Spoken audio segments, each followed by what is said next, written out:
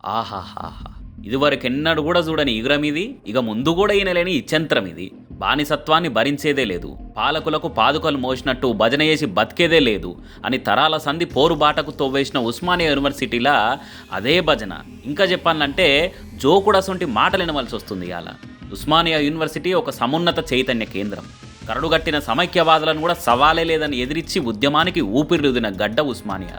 భారత స్వతంత్ర పోరాటం టైంలో కూడా ఫస్ట్ వందే మాత్రం వాడి జాతీయ జెండా ఎగరేసింది కూడా ఇదే ఉస్మానియా యూనివర్సిటీలో. నిజాం నిరంకుశ పాలనకు వ్యతిరేకంగా కూడా పోరాడి సాయుధ పోరాటానికి సత్తువనిచ్చింది ఉస్మానియా యూనివర్సిటీ.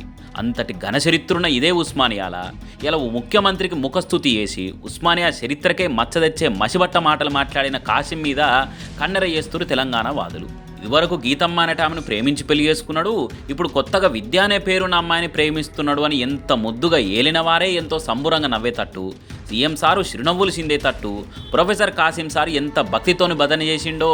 ముఖ్యమంత్రి వర్యులు ఎప్పుడో 25-30 ఏళ్ల కిందట గీతమ్మను ప్రేమించాడు, పెళ్లి చేసుకున్నాడు. కానీ ఈ మధ్య ఇంకొక అమ్మాయిని ప్రేమించాడు ముఖ్యమంత్రి గారు. విద్య అనే పేరు కలిగిన అమ్మాయిని ప్రేమిస్తున్నాడు.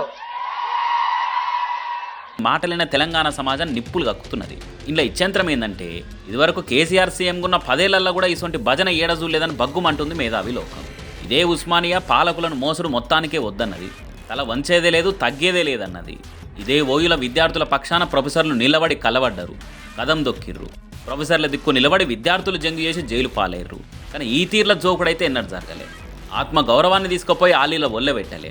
అరే ఎవరో కరడుగట్టిన కాంగ్రెస్ కార్యకర్తనో ఫాయిదా ఆశించే పార్టీ లీడర్లో ఇసొంటి మాటలంటే ఏమో కానీ ఏకంగా ఒక విప్లవ మేధావి అని తెలంగాణ సమాజం చెప్పుకునే ఓ ప్రొఫెసర్ అయ్యుండి ఈ తీర్ల మాట్లాడే వరకలా ఇసొంటి నెవర్ బిఫోర్ ఎవర్ ఆఫ్టర్ మాటలని నెత్తి కొట్టుకుంటారు అంతా. అరే బయట ఇంకోలని ఇసొంటి మాటలు మాట్లాడితేనే మంట మీద లేచి అచ్చింతలేయవలసింది పోయి ప్రొఫెసర్లే ఉస్మానియా గడ్డ మీద నిలబడి ఇసొంటి మాటలు మాట్లాడితే ఎట్లా? ఇసొంటివి ఇను కూడా యాపోతవనీతి అని ఊకుంటే ముంగట ముప్పు తప్పది సుమా అనుకుంటా ముచ్చట పెట్టుకోబట్టారు ఈ మాటలు ఇన్నోళ్ళు అంతా.